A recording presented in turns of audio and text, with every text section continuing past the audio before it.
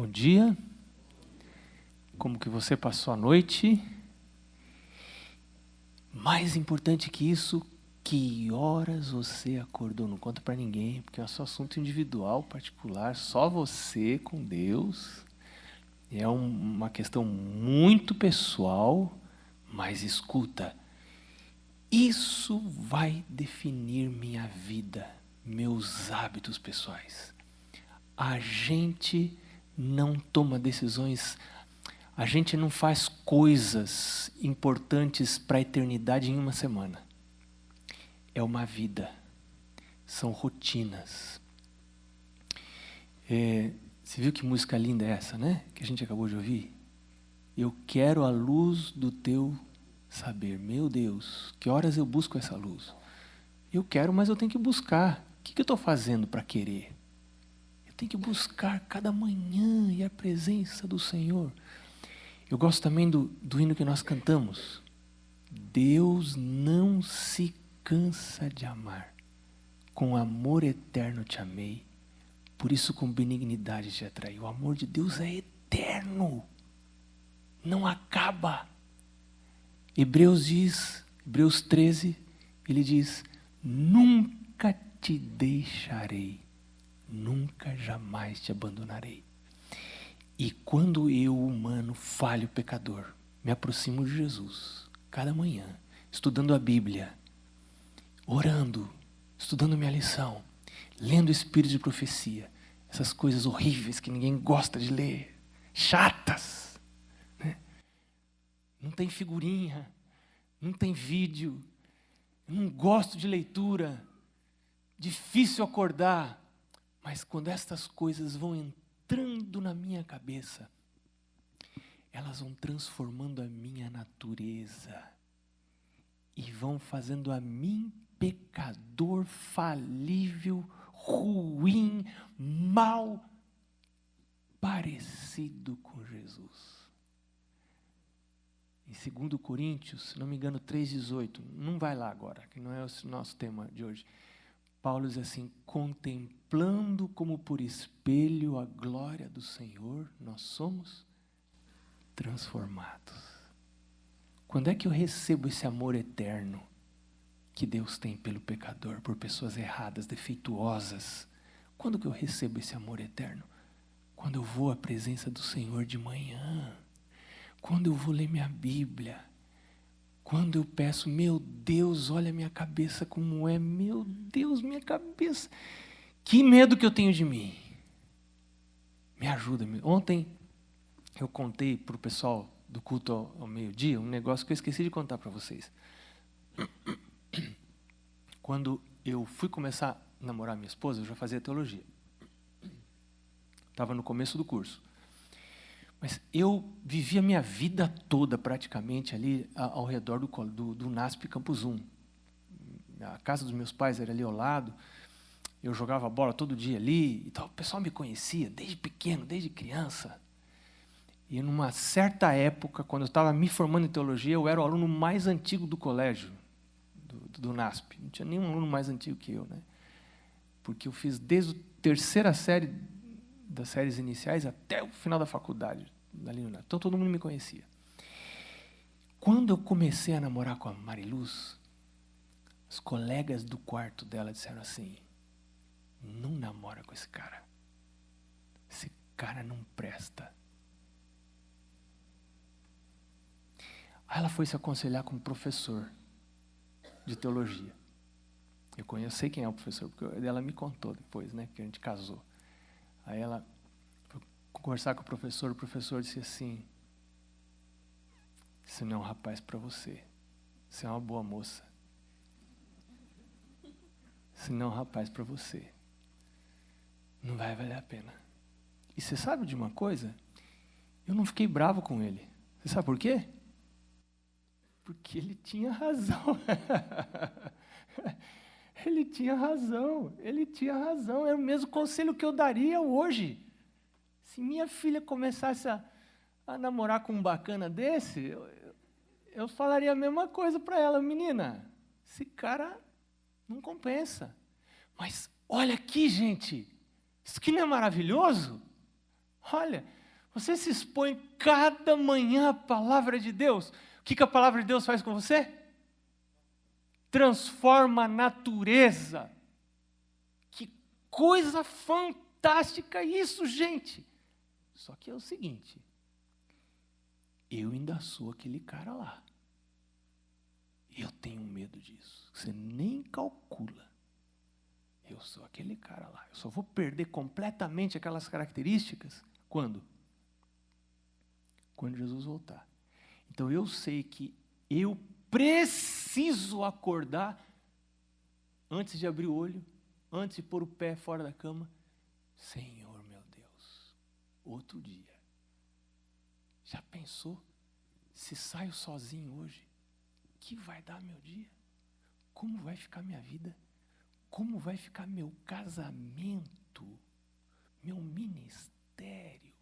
Eu tenho pedido assim para Deus, meu Deus, tira a minha vida, mas não deixa que as minhas filhas tenham vergonha do pai delas. Deus está chamando, vou falar para os caras aqui agora, para os homens, Deus está chamando homens. Nesses dias eu descobri no programa da Darleide que foi o dia do homem, nem sabia que tinha esse negócio. E a gente nem ganhou florzinha nesse negócio, né, Darleide? Dia da mulher, florzinha, não ganhamos nada. Mas, enfim, foi o dia dos homens, né? Deus está chamando homens. Tem muita gente do sexo masculino, geneticamente masculinos, mas homens, poucos têm. Aquele homem que a mulher olha e diz assim, que legal que eu casei com esse cara.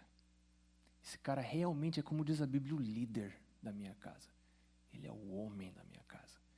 É ele que chama para o culto. Eu vejo meu marido lendo a Bíblia. É meu marido que chama a gente para ir para a igreja. Ele sente essa responsabilidade pela liderança espiritual dos filhos. Não é um cara, um zangão que chega em casa, vai para a TV olhar futebol, deixa a mulher cuidar dos filhos, vida espiritual frouxa. Não, Deus colocou sobre o homem um sacerdócio.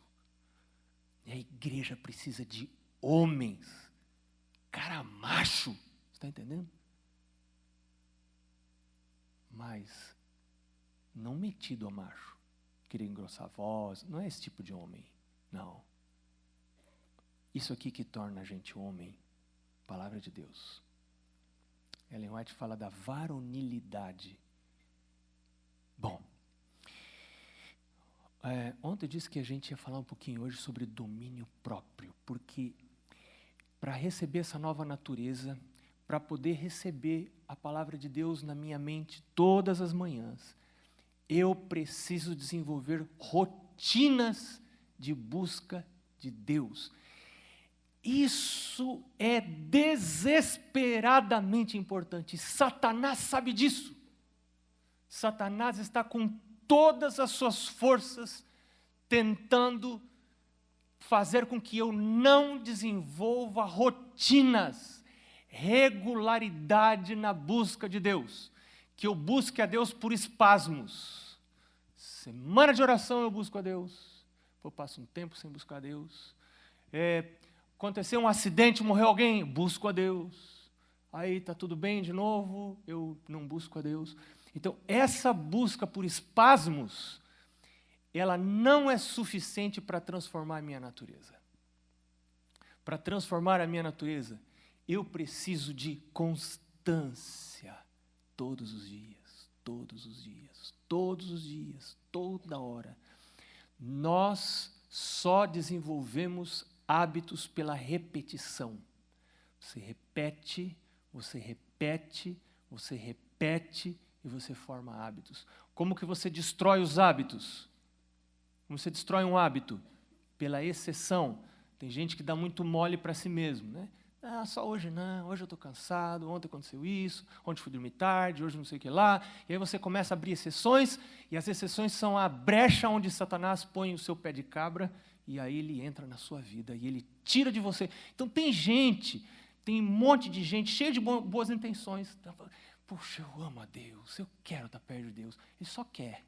só ama, cheio de boas intenções, mas a boa intenção não vai me levar para o céu. Eu preciso ter ações correspondentes às minhas intenções. Então, o que eu faço para desenvolver rotinas? Eu preciso de uma graça de Deus, que é um milagre de Deus, que eu recebo de Deus quando eu recebo o Espírito Santo. Mas é um milagre que tem que caminhar junto com o esforço humano. Às vezes a gente fica deitado esperando o milagre acontecer, mas o milagre acontece junto com a minha força. A palavra de Deus diz assim, que se apodere da minha força e faça paz comigo. Se apodere da minha força. Meu filho, apodere-se da minha força. Comece a caminhar. Deus diz para o paralítico, levanta-te e anda. O que aconteceu primeiro? Ele levantou primeiro ou o milagre aconteceu primeiro? O cara não podia levantar e Deus mandou levanta. E ele levantou, junto com a decisão dele veio o milagre. Deus não manda um milagre sem a minha decisão, sem a minha ação. Então, você ficar esperando que Deus mande um milagre para você acordar todo dia cedo, não vai acontecer esse milagre. Precisa a sua ação, a sua decisão. Hoje, quarta-feira, meio da semana, você dizer, meu Deus, eu quero, amanhã eu vou acordar, meu Deus, vou pôr o relógio, meu Deus, o Senhor pode fazer de mim uma pessoa santa. Eu quero, Deus, me ajuda, meu Deus. Então, junto com a sua ação, junto com a sua decisão, vem o milagre de Deus. E Deus começa a operar. Agora, eu quero levar você, junto comigo, para 2 textos da palavra de Deus. O primeiro está em Atos, 2 textos que me chamam muito a atenção. Olha, Atos capítulo 24, verso 25. Olha o papo de Paulo com Félix e Drusila. E eu fico pensando, por que Paulo foi escolher estes temas para falar com Félix? Olha os assuntos que Paulo escolheu para falar com Félix. Dissertando ele acerca da justiça, de que mais? Do domínio próprio e do juízo vindouro. Olha as coisas como estão relacionadas. Justiça, domínio próprio e juízo vindouro. O juízo vindouro está relacionado com domínio próprio. Nós seremos julgados pelo bem ou mal que tivermos feito através do corpo, diz Paulo. Você lembra desse texto? Está lá em 2 Coríntios capítulo 5, se não me engano, verso 10. Paulo diz, cada um será julgado pelo bem ou pelo mal, juízo, segundo o bem e o mal que tiver feito através do corpo. Tudo que fazemos é através do corpo. Escuta, toda experiência espiritual ocorre através do corpo, é uma experiência corpórea. Nós não temos nenhuma experiência extracorpórea. Tudo que ocorre, salvação, justificação, perdão, santificação, são experiências que ocorrem através do corpo. E se ocorre através do corpo, como que eu cuido desse corpo? Preciso de domínio próprio. Porque às vezes eu quero ficar acordado, mas o bom senso diz, filho, está na hora de você deitar. Se você não deitar agora, sabe o que vai prejudicar você amanhã? Sua comunhão com Deus. Como que você vai acordar amanhã para estar com a mente clara para falar com Deus? Paulo falou sobre domínio próprio para Félix. Outro texto, o segundo texto de hoje, está em Provérbios capítulo 25. Olha como Salomão descreve a pessoa que não tem domínio próprio. Provérbios capítulo 25, o verso 28. Diz assim Salomão, como cidade derribada, que não tem muros, assim é o homem que não tem domínio próprio. Gente, que coisa séria isso. Na antiguidade, as cidades precisavam ter muros. Minha filha, uma das minhas filhas está agora na cidade de Cartagena, na Colômbia. E ela conta que a cidade antiga ela ainda é toda murada. Eles a muraram para protegê-la dos ingleses. E ela diz que os muros de Cartagena, ou Cartagena em português, têm a largura de uma casa, ou seja, e você aluga bicicletas e você dá a volta na cidade por cima dos muros. E lá em cima dos muros tem lojas, tem restaurantes, em cima dos muros da cidade, para você ter ideia da largura do muro. Muitos turistas. Ela está num projeto missionário lá. Agora, Deus está dizendo aqui que uma pessoa que não tem domínio próprio está completamente exposta aos programas de Satanás que vão afetar a sua mente. A Bíblia é o programa de Deus que vai transformar a minha natureza, vai me fazer uma nova criatura. Mas Satanás tem os seus programas. E quando eu não tenho domínio próprio, não tenho controle, não tenho limites, não sei dizer não para coisas que eu quero, mas não devo, e não sei dizer sim para coisas que eu não quero, mas eu devo, quando eu vivo regido pelos meus gostos, pelas minhas preferências, então eu sou como uma cidade cujos muros estão derribados. Não tenho proteção e nem Deus pode me proteger. Terrível essa vida. Vou falar um negócio para você, vou dar um exemplo para você. Antes, deixa eu contar um outro negócio que eu lembrei. Você sabe o que Ellen White diz sobre a importância de você ensinar domínio próprio para as crianças? Quem tem criança pequena. Hoje de manhã eu estava relendo o livro Orientação da Criança. Ellen White diz que é até os 3 anos que você ensina domínio próprio para uma criança. Isso vai afetar o resto da vida. Uma criança que não aprendeu a dominar-se até os 3 anos, ela vai ter problemas espirituais. Ela vai ter dificuldade para acordar cedo para ler a Bíblia. Ela vai ter dificuldade para dizer não para um sexo casual aí numa viagem ou num ambiente de trabalho. Ela vai ter dificuldade. Vai afetar sua sexualidade, vai afetar sua saúde, vai afetar sua espiritualidade, vai afetar tanta coisa. E Ellen White diz que alguns pais e algumas mães vão ter que enfrentar os filhos no dia do juízo. E esses filhos vão olhar para o pai e para a mãe e vão dizer assim: vocês são culpados pelo que eu me tornei. Eu fiquei assim, vou perder a vida eterna por sua culpa. Porque até os 3 anos você não me ensinou domínio próprio. E num outro texto, que eu procurei hoje de manhã e não encontrei, porque eu já li há muito tempo, Ellen White diz assim: você quer ensinar domínio próprio para uma criança?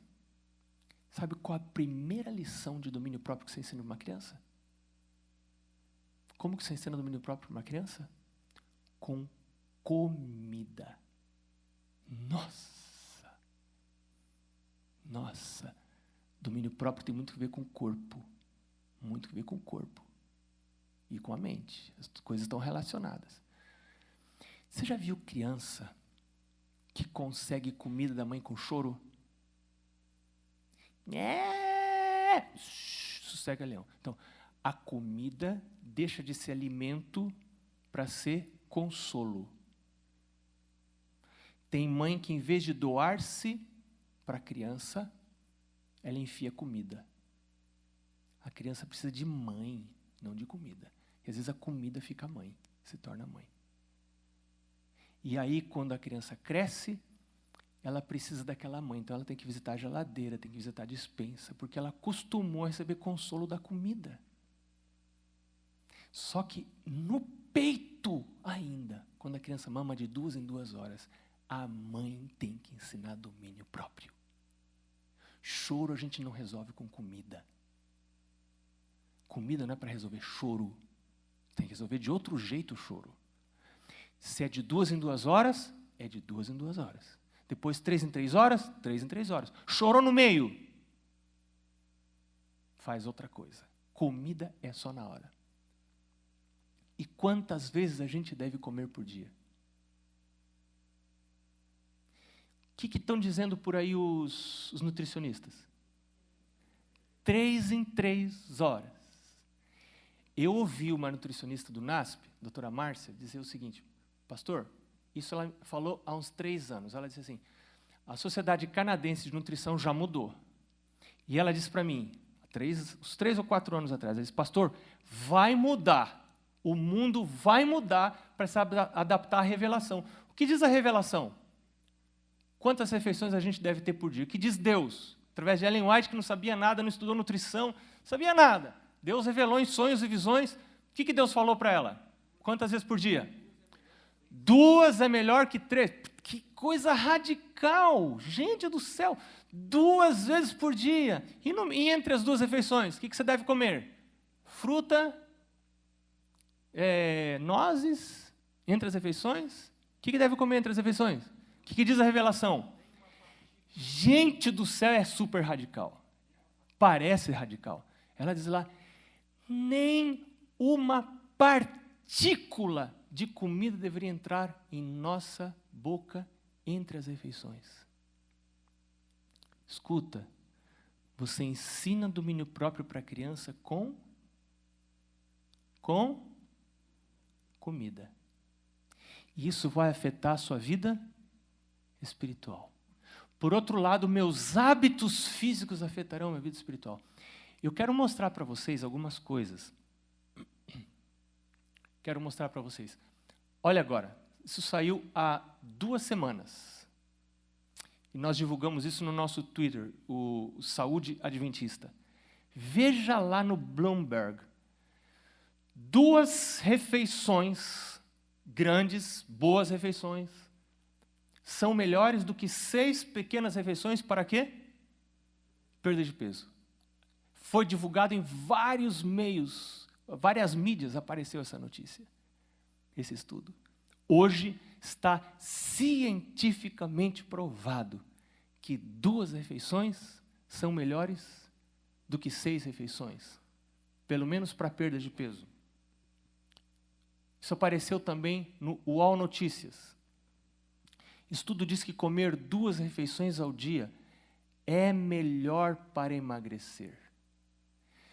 Mas é melhor também para que a minha mente esteja clara, para compreender a vontade de Deus, para receber iluminação de Deus. E sabe quando Ellen White diz que a gente não deve comer entre as refeições nenhuma partícula de alimento? Isso inclui suco, você sabia? Porque sucos são partículas. Você quer desenvolver domínio próprio? Começa com comida. Começa com comida. Onde caiu Adão?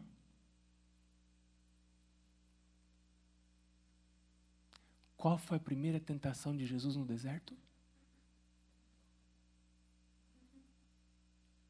Não foi sexo. Não foi sexo. Foi comida. Qual a primeira vitória que eu preciso alcançar? Eu quero mostrar alguns textos para vocês. Eu sei que é chato a gente ficar lendo, mas eu não tenho outro jeito. Eu tenho que mostrar para vocês. Antes eu vou passar por isso aqui. Olha que coisa interessante. Bebidas açucaradas aumentam o risco de cálculo renal, inclusive sucos açucarados, né?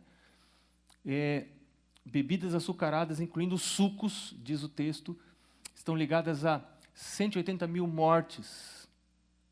Estudo liga refrigerantes a 180 mil mortes por ano. Gente, é coisa séria isso aqui. Estudo vincula violência juvenil ao abuso de refrigerantes. Interessante isso aqui. Refrigerantes diet podem fazer mais mal do que isso com açúcar. Não vou tomar refrigerante com açúcar, vou tomar diet. Pior, está provado que é pior. Não vou explicar agora por que não dá tempo. Mas o fato de ser diet engana o seu corpo. Mas deixa esse assunto para lá. Como que eu posso lutar pela nova natureza? Essa nova natureza. Veja só. Olha o que Deus diz. Lembra que Onde caíram Adão e Eva? Onde caíram Adão e Eva? Apetite. Primeira tentação de Jesus? Apetite. Satanás sabe. Ele sabe onde começam as coisas. E olha o que Deus disse através de Ellen White. A temperança sozinha é o fundamento de todas as graças que vêm de Deus. Você quer domínio próprio? Você quer santidade de vida? Todas as graças que vêm de Deus, a temperança sozinha é o fundamento. O fundamento de todas as vitórias a serem ganhas. Satanás não é bobo. Por que a primeira tentação de Jesus foi com comida lá no deserto? Por que a tentação com Adão e Eva foi com comida?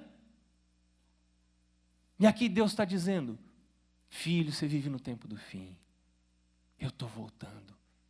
Mas eu não quero que você seja ignorante, eu quero que você saiba. Você pode fazer a escolha que você quiser, mas faça uma escolha consciente, você tem que saber dessas coisas. A temperança é o fundamento de todas as vitórias. Agora, o que é temperança? Que temperança, em algumas traduções da Bíblia, está traduzido por domínio próprio. É parte do fruto do Espírito, né? Amor, alegria, paz, blá, blá, blá. Algumas traduções dizem temperança, outras dizem domínio próprio. O que é temperança? Temperança é você viver obedecendo às leis naturais. Uma outra definição de temperança é você deixar de lado tudo que faz mal e usar cuidadosamente o que faz bem. É diferente da definição de temperança que o mundo tem, né? Você sabe a diferença, o mundo como que define temperança, né? E você vê isso nas propagandas de bebida alcoólica, de cerveja. O mundo fala assim, beba com moderação. Você vai usar uma coisa ruim com moderação. E aí tem uma noção de temperança que está entrando entre nós. E a gente não quer falar para o mundo temperança, porque parece uma palavra assim antiga e tal. Aí estão colocando a palavra equilíbrio, que não descreve o sentido da palavra temperança. Equilíbrio. O que é equilíbrio? Equilíbrio, e aí, às vezes, até para exemplificar, colocam uma gangorra. O que faz a gangorra? Uma hora ela vai para cá, outra hora ela vai para lá. E daí, atrás desse conceito está a ideia de que, para você ser uma pessoa equilibrada, você tem que fazer um pouquinho de coisa errada e um pouquinho de coisa certa. Um pouquinho de coisa errada e um pouquinho de coisa certa. Isso é equilíbrio. Isso não é equilíbrio. Existe equilíbrio que é desequilíbrio. Isso não é temperança. Temperança é não fazer nada do que está errado. E o que está certo você usar com moderação. Isso é temperança. Então, cuidado com substituir temperança por equilíbrio. Pelo menos essa ideia de equilíbrio. Olha esse texto. Deus nada requer sem prover os meios para o cumprimento. Pela graça de Cristo podemos cumprir tudo quanto Deus exige. Agora, eu não estou querendo ser transformado da impiedade para a santidade. Olha esse texto lindo do livro Atos dos Apóstolos. Diz que essa é uma obra contínua. Deus opera para a santificação do homem e o homem deve cooperar com ele. Eu devo caminhar. Meu Deus, me ajuda a levantar cedo. Meu Deus, me ajuda. Mas eu vou pôr o relógio para despertar. Mas eu preciso do seu milagre ao mesmo tempo. Como que eu coopero com Deus? Desenvolvendo perseverantes esforços. Às vezes eu falho, mas eu não desisto. Eu sou brasileiro, né? Não desisto nunca. Eu falho, mas eu não desisto. Eu falho, mas eu não desisto. Perseverantes esforços para o cultivo de quê? Hábitos corretos, porque o conjunto de hábitos forma o caráter, e o caráter é a única coisa que eu vou levar para o céu. Como é importante escolher os hábitos que eu vou formar. E como que eu formo hábitos? Você lembra como eu formo hábitos? Repetindo. Como que eu destruo um hábito? Por exceção. Cuidado, eu devo formar esforços perseverantes, desenvolver esforços perseverantes. Assim eu acrescento graça a graça e eu procedo num plano de adição e Deus opera multiplicando. Eu vou somando bons hábitos e Deus multiplica bênçãos. Que coisa interessante. Olha, olha aqui. Você quer ter vitórias? Você quer ter graças espirituais? Qual é o fundamento dessa casa de vitórias e graças espirituais? É a temperança. É o respeito às leis naturais. Agora, você quer saber qual é o fundamento da depravação? Por que o mundo está tão depravado sexualmente? Drogas, gente doida, o mundo está acabado, a coisa está bagunçada. Você quer saber qual é o fundamento? Qual é o fundamento da santidade, das graças e das vitórias a serem alcançadas? Temperança. Agora, qual é a base da impiedade, da depravação? Olha esse texto. Glutonaria e intemperança. Esse sermão de hoje é popular? É assim agradável? Nossa, que mensagem legal, pastor. Nossa, era o que eu queria ouvir. É legal isso? Gente do céu, uma mensagem assim não é legal. Glutonaria e intemperança constituem o fundamento do quê? Depravação moral em nosso mundo. Satanás está consciente disso e tenta constantemente a homens para que condescendam à gula à custa da saúde, mesmo da própria vida. Comer, beber, isso está no livro Eventos Finais, tornam-se o alvo da vida para o mundo. Tal estado de coisas existia antes do dilúvio. É uma das marcantes evidências da breve terminação da história terrestre.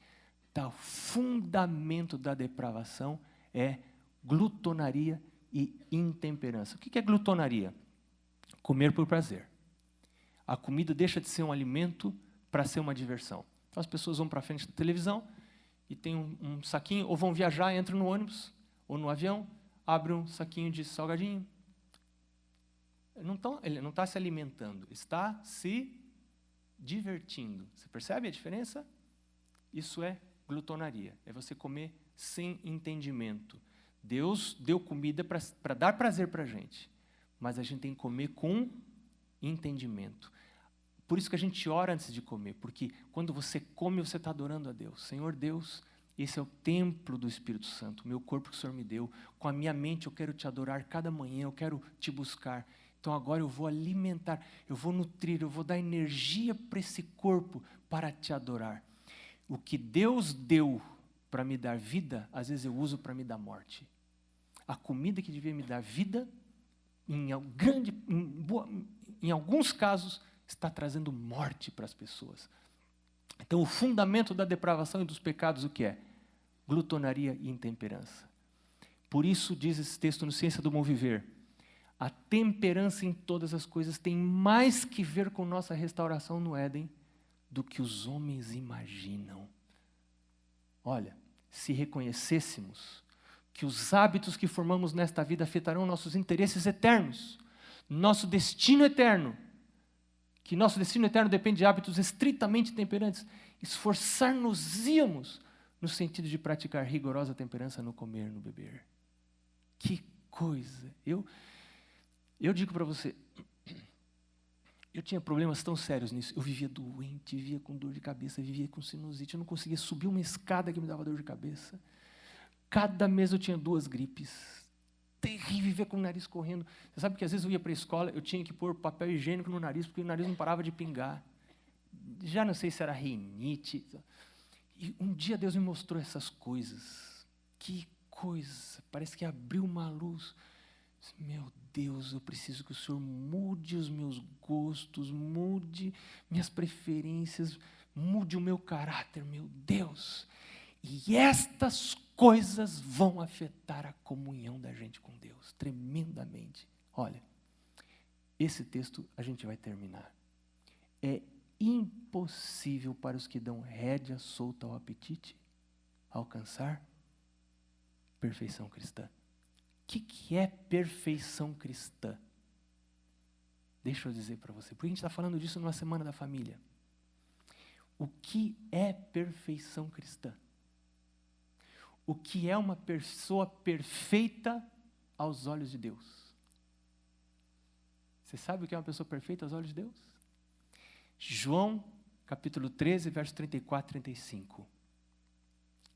Um novo mandamento vos dou, que vos ameis uns aos outros. Nisto conhecerão todos que sois perfeitos, discípulos, se o quê? Tiverdes amor uns pelos outros. Uma pessoa perfeita é uma pessoa amorosa.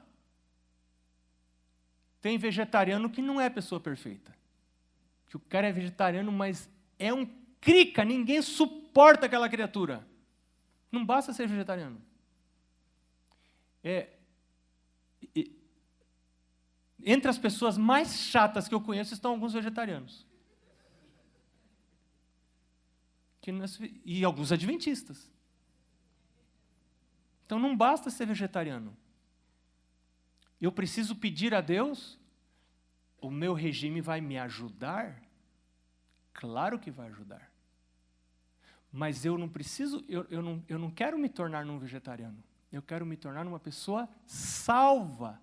Uma pessoa perfeita aos olhos de Deus é uma pessoa amorosa, que ama. Meu Deus, eu quero amar minha esposa. Meu Deus, eu não posso comer fora de hora. Eu quero ser uma pessoa amorosa. Meu Deus, eu estou lutando com tentações. Me ajuda a comer na hora certa. Meu Deus, me ajuda a comer menos. Me ajuda a não beber o que o Senhor disse que eu não devo beber. Me ajuda a tomar só água entre as refeições. Meu Deus, estou acostumado lá na minha mesa de trabalho, tem um salgadinho, um docinho, um suco doce. Meu Jesus, me ajuda. Meu Jesus, eu quero ser uma pessoa perfeita. Muda o meu caráter, eu quero ser uma pessoa amorosa. Eu quero amar, eu quero ser como Jesus. Olha o que diz o texto. É impossível para os que dão rédea solta ao apetite alcançar a perfeição cristã. Você percebe? De manhã cedo, eu acordo, vou ler minha Bíblia, mas durante o dia, tem que andar com Jesus. Meu Deus, desenvolve em mim domínio próprio. Como que você ensina domínio próprio para uma criança? Comida. Até quando você ensina? 3 anos. Isso vai afetar toda a vida. Domínio próprio vai ajudar você a acordar cedo. Vai ajudar você a desenvolver bons hábitos. E por isso que é uma parte importante do fruto do Espírito. Mas o fruto do Espírito é amor, alegria. Presta atenção nisso aqui. Isso aqui é muito importante, muito importante. Olha. Mas o fruto do Espírito é amor. Qual é a primeira parte do fruto do Espírito? Amor. Alegria, paz, bondade, benignidade. Termina como? Domínio próprio. Agora aqui está dizendo que é impossível para aqueles que não têm domínio próprio alcançar o quê? Agora, o que é perfeição cristã? É o amor. O primeiro item do fruto do Espírito é amor. O último é domínio próprio. Sem domínio próprio você não ama. Porque você não ama nem a você mesmo. Se você não ama você, você não pode amar os outros. E eu li um negócio fantástico, muitos anos, não sei quem escreveu, não lembro mais, que a frase dizia o seguinte: a dizer não, como é que dizia? Quando você diz não para você mesmo, o domínio, a autoestima, essa é a frase, a autoestima aumenta com a capacidade de dizer não a si mesmo. Olha que coisa profunda. Olha que coisa profunda. A autoestima aumenta com a capacidade de dizer não para mim mesmo. Quando eu digo não para mim mesmo, yes! Ontem eu fui correr na esteira, agora estou com medo de correr na rua. Fui correr na esteira.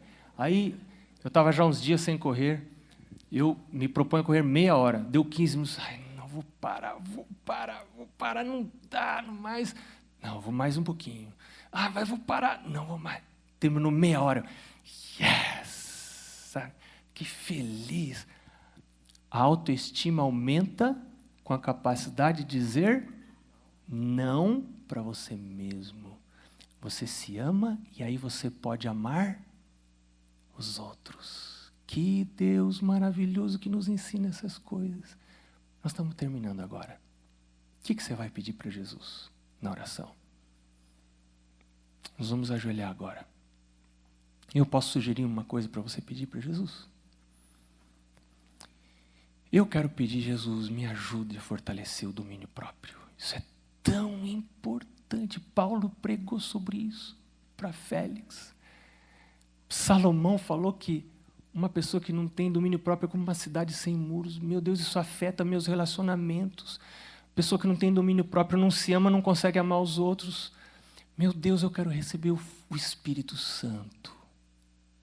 Porque o Espírito Santo vai me dar amor. O Espírito Santo vai me dar domínio próprio.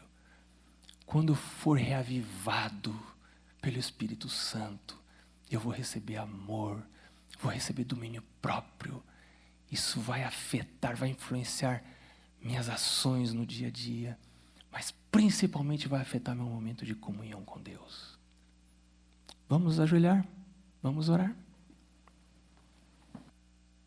Estamos ajoelhados em Tua presença, nosso Deus. Deus tão amoroso, tão bondoso, tão grande em poder, com tanta misericórdia para receber pecadores como nós. Já somos alterados pela influência do pecado, nossa mente está alterada por isso. E é reconhecendo estas coisas, esta realidade, que estamos agora na Tua presença de joelhos, para receber santas influências. Estamos conscientes disso que queremos pedir, Senhor, ajuda sobrenatural para Te buscarmos cada manhã, lendo a Bíblia, permitindo que a Tua palavra tome posse do nosso cérebro, da nossa mente, influencie nossas decisões, nossas ações, nossas afeições. Reconhecemos que para formar esse hábito precisamos de domínio próprio e nós não o temos. Então nós pedimos, Senhor, o derramamento do Espírito Santo. Derrama sobre nós o Teu Espírito, Senhor. Coloque em nós amor, alegria, paz, bondade, benignidade, fidelidade, mansidão e domínio próprio. Nos ajuda, Senhor. Perdoa os nossos pecados. E pedimos que o Senhor faça de nós pessoas santas. Nós não somos, claro que não somos, mas nós cremos que o Senhor pode fazer essa obra miraculosa em nossa vida. Opera agora, Senhor, e ajuda-nos a trabalhar num plano de adição, somando bons hábitos, fazendo planos para acordar cedo, fazendo planos para não comer entre as refeições. Isso afeta tanto não apenas nossa saúde, mas nossas realidades espirituais. Nos ajuda, Senhor. Hoje pedimos a Tua bênção sobre esse dia de trabalho, sobre a nossa casa, nossa família. Em nome de Jesus. Amém.